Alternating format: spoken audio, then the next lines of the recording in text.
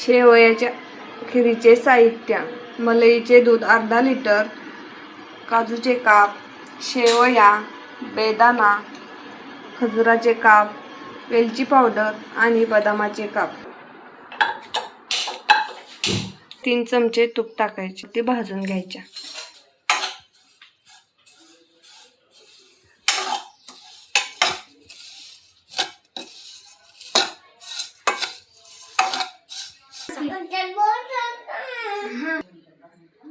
त्याच्यामध्ये मलईचे दूध अर्धा लिटर टाकून घ्यायचं.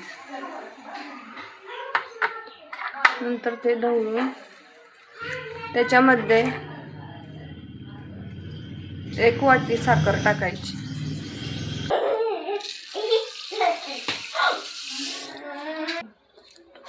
बदामाचे काप,